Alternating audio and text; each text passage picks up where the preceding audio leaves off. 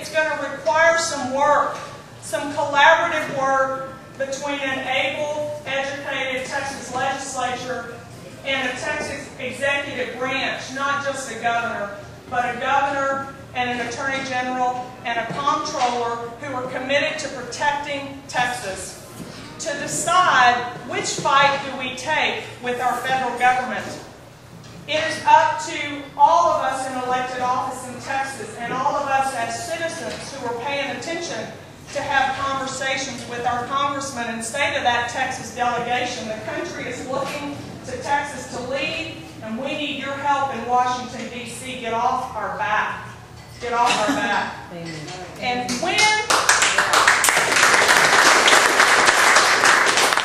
when we begin to back government out of our lives and allow people to produce, Texas has energetic, industrious, visionary people. We won't have an economic problem in Texas, but it's going to take courage to back away from that government trough. You know, our governor has been pounding the senator, calling her K bailout. But, and she is K bailout. But he's Governor Goodhair bailout, because as chairman of the Republican Governors Association, he issued a joint press release with the chairman of the Democrat Governors Association, begging Congress, encouraging Congress to pass the very legislation that she voted for in October of last year. So he's no different. He has tied Texas inextricably to the federal government. He has grown our allegiance. He has grown our subsidy. He has grown our dependence on the federal government.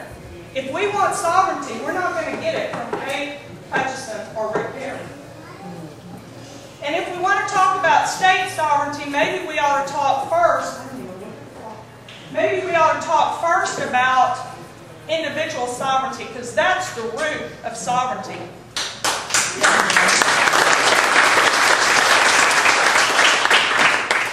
If we got to ask questions about what policies protect a constitutional republic and which ones destroy it, we need to ask questions about what protects freedom. I've had a lot of amazing opportunities already in this campaign, just phenomenal things. I wish I had time to journal better. It would be a great story to give my grandkids one day. But I was interviewed recently by El Mundo newspaper in Austin, Texas. El Mundo newspaper is one of the few remaining Spanish weekly newspapers. It's distributed in Central Texas, Austin, San Antonio, that area.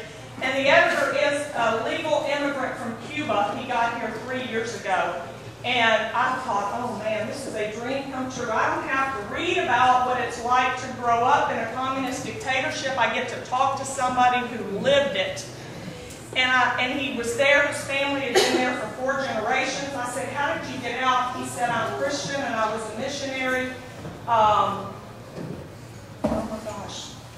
To Peru, maybe? He was a missionary in South America, and he has come here to the United States. And I said to him, if I were to have taken a picture of you standing on the street in Cuba and take a picture of you standing on the street in Austin, Texas, what's the difference between the man standing on the street in the communist dictatorship, Cuba, and the man standing on the street in the constitutional republic, Austin, Texas? And he said, the man in Cuba has no dreams. He went on to say everything is free, healthcare is free, education is free, but I could never plan to save and travel, to go somewhere, to live somewhere, to do something else. Everything is free and I had no dreams. I've got dreams for Texas, and I'll promise you I have dreams for my children. And if we're going to secure those dreams, we better understand what keeps men free. And I'm going to submit to you that there are 2 elements of freedom: private property ownership and gun ownership.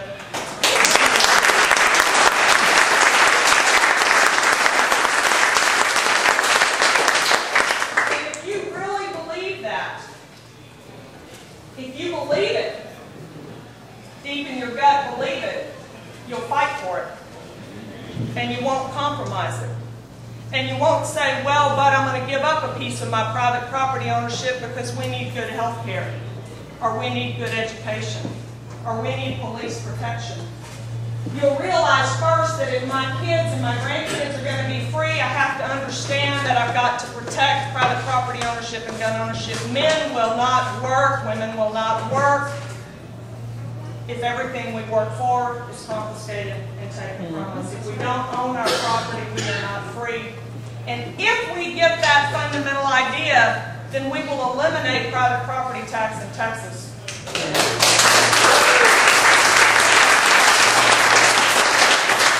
We must eliminate private property tax in Texas. We have to do it. No more talking about, appraisal caps and that kind of stuff. It is bad, flawed policy. It's not the best way to raise the revenue that the government needs it. But worse than that, it steals our freedom. Get that first. Then we can have the economic discussion. Taxes are a burden on the economy. Would you agree with me on that? Taxes are a burden on the economy, and studies will show that property taxes are a poorly loaded burden. There's a good study published by the Texas Public Policy Foundation in April of this year that analogizes the Texas economy to a mule. And it says, that mule can carry a pretty heavy load if that load is properly distributed over the back of that mule. But when you load it all on one side, the mule is weighed down and it can't carry the burden.